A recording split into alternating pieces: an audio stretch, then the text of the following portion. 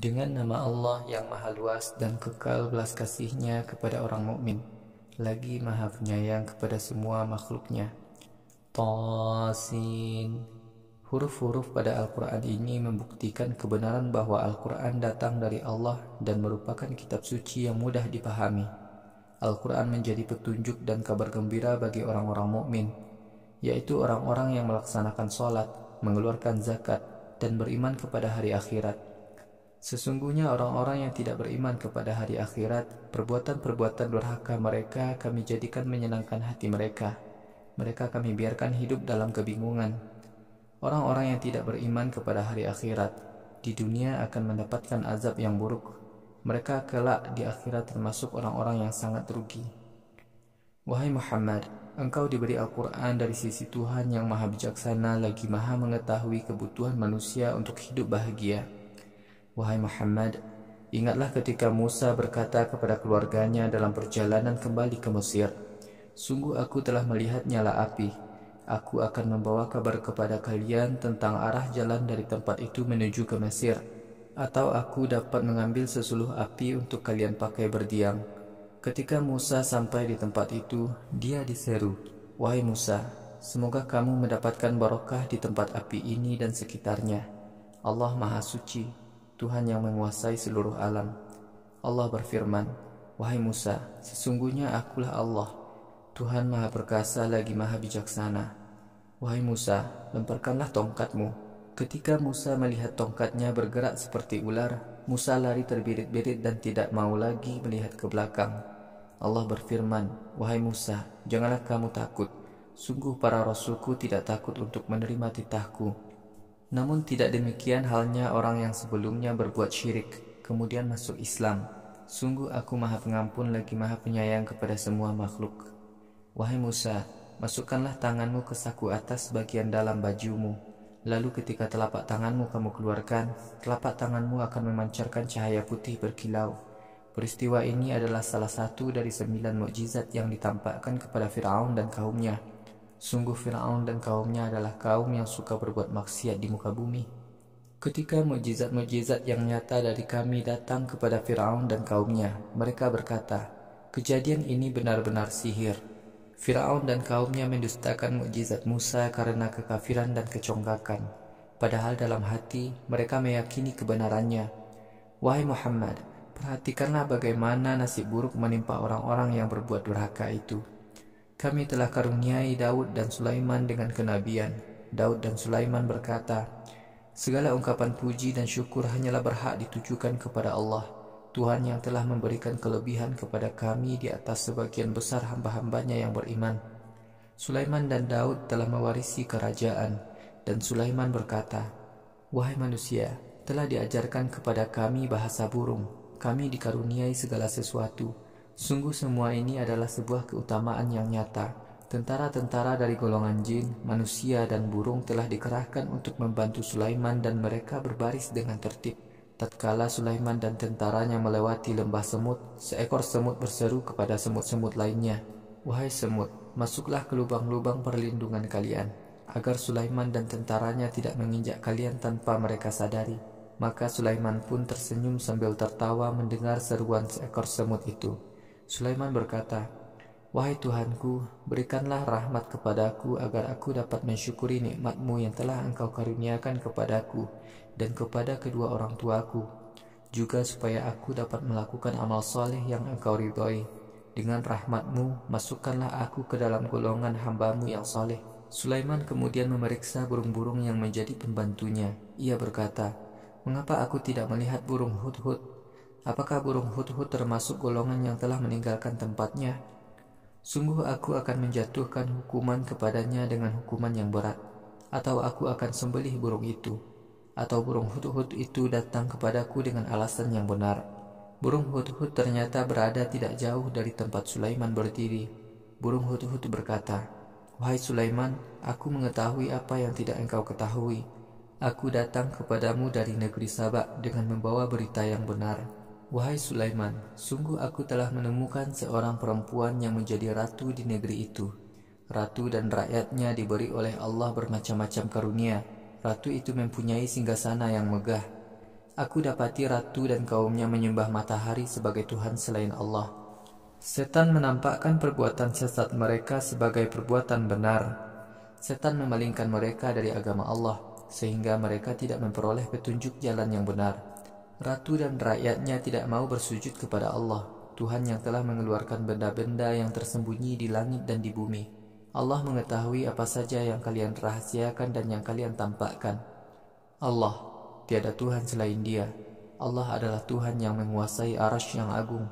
Sulaiman berkata kepada burung hudhud, "Aku akan menunggu, apakah yang engkau katakan itu benar atau engkau pembohong?"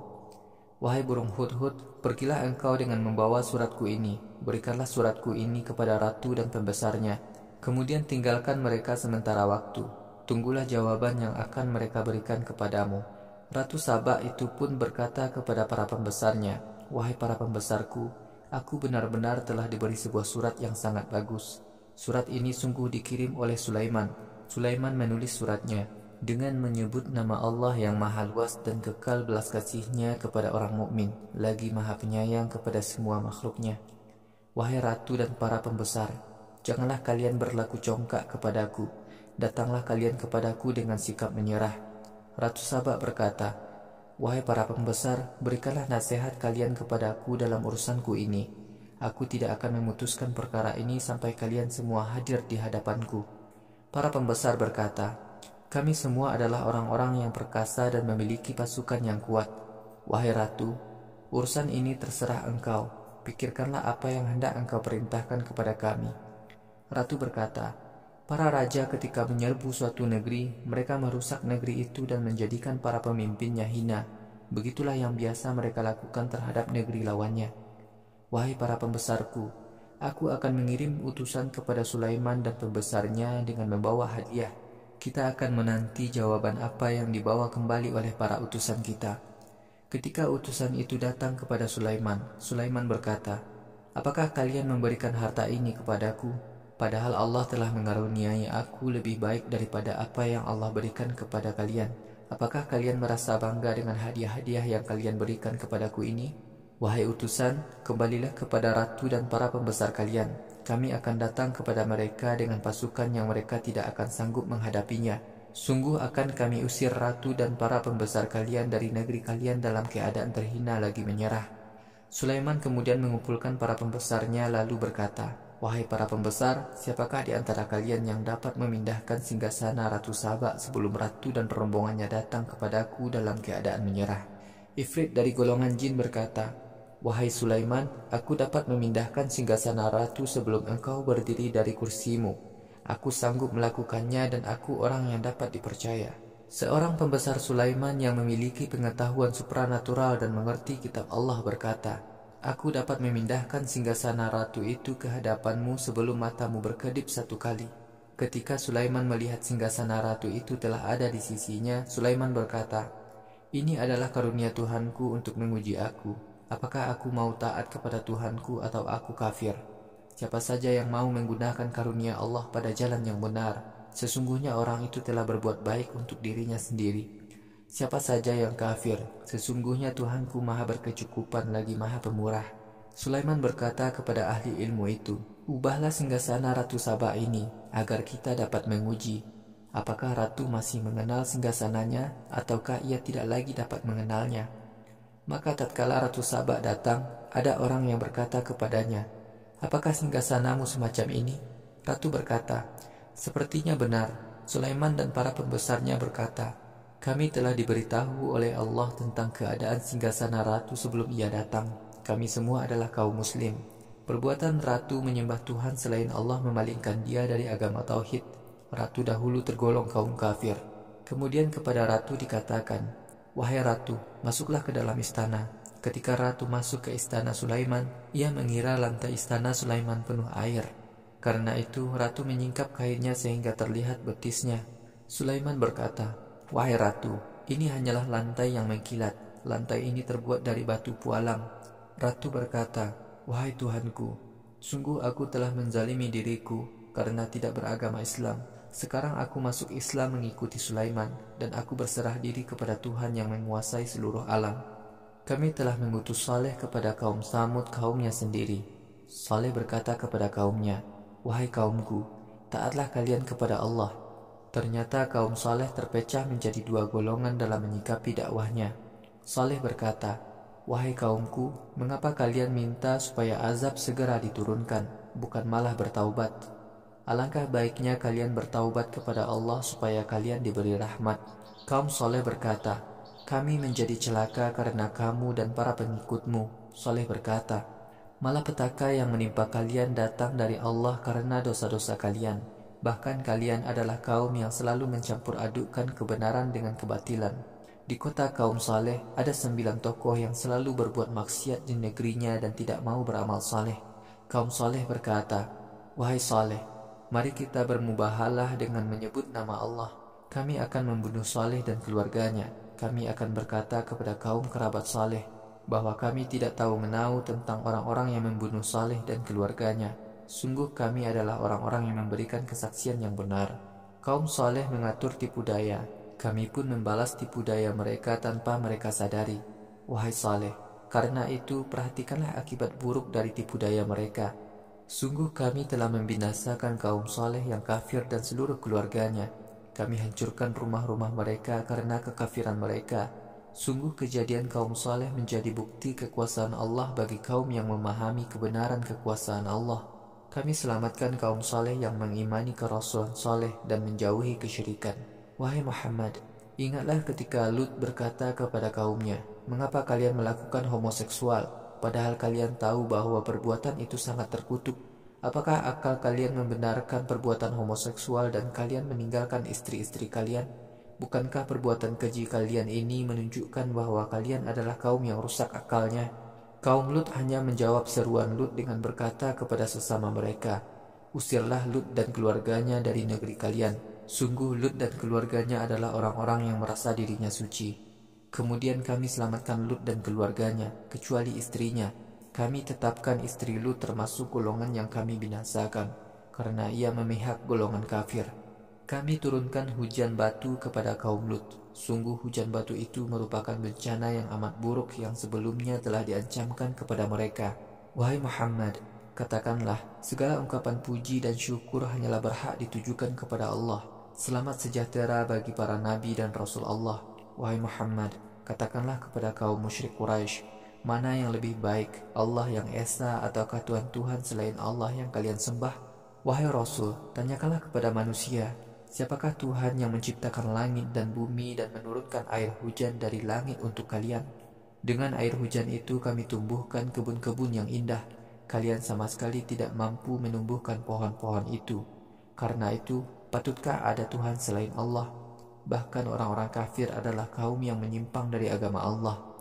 Wahai Rasul, tanyakanlah kepada manusia, siapakah Tuhan yang menciptakan bumi sebagai tempat tinggal dan menjadikan sungai-sungai di celah-celahnya?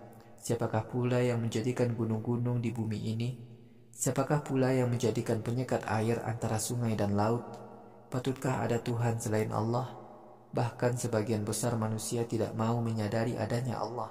Wahai Rasul, tanyakanlah kepada manusia, siapakah Tuhan yang mengabulkan permohonan orang-orang yang mengeluh ketika dalam kesulitan? Siapakah Tuhan yang melepaskan seseorang dari kesulitannya? Siapakah Tuhan yang menjadikan kalian sebagai pengelola di muka bumi? Patutkah ada Tuhan selain Allah? Sungguh sangat sedikit sekali manusia yang mau mengingat Allah. Wahai Rasul, tanyakanlah kepada manusia, siapakah Tuhan yang memberi kalian petunjuk ketika kalian berada di tengah kegelapan darat dan laut? Siapakah Tuhan yang mengirimkan angin sebagai kabar gembira yang mendahului turunnya hujan sebagai rahmatnya? Patutkah ada Tuhan selain Allah? Allah Maha Tinggi dari Tuhan-Tuhan yang mereka sekutukan dengan Allah. Wahai Rasul, tanyakanlah kepada manusia, siapakah Tuhan yang telah memulai penciptaan manusia, kemudian menghidupkannya kembali setelah mati? Siapakah Tuhan yang memberi kalian rezeki dari langit dan bumi? Patutkah ada Tuhan selain Allah? Wahai Muhammad, katakanlah kepada orang-orang kafir, datangkanlah bukti-bukti kalian jika kalian memang orang yang benar. Wahai Rasul, katakanlah, siapapun tidak mengetahui hal gaib di langit dan di bumi, kecuali Allah. Manusia tidak mengetahui kapan mereka akan dihidupkan kembali sesudah mati. Sama sekali manusia tidak memiliki pengetahuan tentang akhirat. Bahkan manusia meragukan adanya akhirat. manusia buta tentang akhirat itu. Orang-orang kafir berkata, apakah setelah kami dan nenek moyang kami menjadi tanah, kelak kami akan dihidupkan kembali? Wahai Rasul, ancaman yang kamu sampaikan kepada kami juga telah disampaikan kepada nenek moyang kami dahulu. Sungguh, ancaman semacam itu hanyalah dongeng-dongeng masa lalu. Wahai Rasul, katakanlah kepada orang-orang kafir, berkelanalah kalian di muka bumi. Perhatikan bagaimana akibat buruk menimpa orang-orang yang mendurhakai Allah. Wahai Rasul, kamu jangan sedih karena penolakan orang-orang kafir kepadamu. Janganlah kamu sempit dada menghadapi tipu daya orang-orang kafir. Orang-orang kafir berkata, wahai para Rasul, kapankah datangnya ancaman yang kalian sampaikan? Jika perkataan kalian memang benar bahwa orang yang mendustakan ancaman kalian itu akan binasa, wahai Rasul, katakanlah, barangkali sebagian azab yang kalian minta disegerakan itu akan segera datang menimpa kalian. Wahai Rasul, Tuhanmu memiliki karunia yang banyak kepada manusia, namun sebagian besar manusia tidak mau taat kepada Tuhan mereka. Wahai Rasul, Tuhanmu sungguh mengetahui apa saja yang tersembunyi dalam hati manusia dan apa yang mereka katakan dengan mulut mereka. Apapun yang gaib di langit dan di bumi, semuanya sudah ada catatannya yang jelas di Lauhil Mahfuz. Al-Quran menjelaskan kepada Bani Israel bahwa amat banyak kesesatan yang mereka atasnamakan agama. Kemudian Al-Quran menerangkan apa yang sebenarnya menjadi isi Taurat dan Injil. Al-Quran ini benar-benar menjadi petunjuk dan rahmat bagi orang-orang yang beriman. Wahai Muhammad, di akhirat kelak Tuhanmu akan mengadili semua perkara manusia dengan hukumnya yang adil. Dialah Tuhan yang maha perkasa lagi maha mengetahui semua perkara manusia. Wahai Muhammad, pasrahkanlah urusanmu kepada Allah. Sesungguhnya kamu berada dalam agama yang benar. Wahai Muhammad, kamu tidak akan dapat menjadikan orang yang mati mendengar. Kamu tidak akan dapat menjadikan orang tuli hati untuk mendengar seruanmu ketika mereka mengingkari kebenaran. Wahai Muhammad, kamu tidak akan dapat memberikan petunjuk kepada orang yang buta hati karena mereka sengaja memilih kesesatan. Kamu hanya dapat memberikan petunjuk kepada manusia untuk beriman kepada ayat-ayat kami, Al-Quran, karena mereka memilih menjadi muslim. Ketika akan terjadi hari kiamat dan azab menimpa orang-orang kafir, kami keluarkan hewan melata dari dalam bumi. Hewan itu akan berbicara kepada orang-orang kafir. Sekalipun begitu, orang-orang kafir tetap tidak mau mempercayai bukti-bukti kekuasaan Allah. Wahai Muhammad, ingatlah akan hari kiamat, saat kami kumpulkan pemimpin-pemimpin dari setiap umat yang telah mendustakan Al-Quran dan Rasul kami. Umat-umat itu kelak akan dibagi dalam beberapa kelompok. Ketika umat-umat yang kafir telah datang ke hadapan Allah, Allah berfirman, apakah kalian di dunia dahulu mendustakan Al-Quran dan kenabian Muhammad tanpa kalian mau berfikir sungguh-sungguh? Padahal semua perbuatan kalian di dunia tidak lepas dari tanggung jawab kalian. Kemudian turunlah azab kepada orang-orang kafir karena dosa-dosa mereka. Orang-orang kafir di akhirat kelak tidak lagi bisa berbicara. Mengapa orang-orang kafir tidak mau memperhatikan bahwa kami jadikan malam itu tenang untuk beristirahat dan siang itu terang benderang untuk bekerja sebagai bukti adanya kekuasaan Allah? Sungguh kejadian siang dan malam menjadi bukti adanya kekuasaan Allah bagi kaum mukmin. Pada saat trompet tanda kiamat ditiup, semua yang ada di langit dan di bumi terkejut, kecuali orang yang Allah tenangkan hatinya. Setiap orang akan datang kepada Allah dalam keadaan menyerah. Wahai Muhammad, lihatlah gunung-gunung yang kamu sangka diam, padahal gunung itu sebenarnya bergerak seperti awan. Gunung dan awan adalah ciptaan Allah, Tuhan yang telah menjadikan semua makhluknya serba kokoh. Wahai manusia, sungguh Allah maha mengetahui secara cermat semua perbuatan yang telah kalian lakukan di dunia. Siapa saja yang melakukan amal soleh, ia akan mendapatkan pahala yang lebih baik daripada amalnya itu. Pada hari kiamat, mereka aman dari segala rasa takut. Siapa saja yang berbuat dosa, maka wajahnya akan ditelengkupkan dan disorongkan ke dalam neraka. Kemudian para malaikat berkata kepadanya, bukankah kalian pada hari ini diberi hukuman sesuai dengan semua perbuatan yang telah kalian lakukan di dunia dahulu? Wahai Muhammad, katakanlah kepada semua manusia, aku hanya diperintahkan untuk tunduk kepada Tuhan yang menguasai negeri Makkah. Tuhan yang telah menjadikan negeri Makkah ini mulia. Tuhanlah yang memiliki segala-galanya. Aku diperintahkan masuk golongan orang Islam. Aku diperintahkan untuk membacakan Al-Quran kepada semua manusia. Siapa saja yang menjadikan Al-Quran sebagai pedoman hidup, berarti dia telah mengusahakan kebaikan bagi dirinya sendiri. Siapa saja yang menolak Al-Quran sebagai pedoman hidup, maka katakanlah kepada mereka, aku diutus hanya untuk menyampaikan ancaman Allah kepada kalian. Wahai Muhammad, katakanlah, segala ungkapan puji dan syukur hanyalah berhak ditujukan kepada Allah. Allah akan memperlihatkan bukti-bukti kekuasaannya kepada kalian. Kalian akan mengetahui bukti-bukti itu. Tuhan kalian sama sekali tidak mengabaikan semua perbuatan yang telah kalian lakukan di dunia.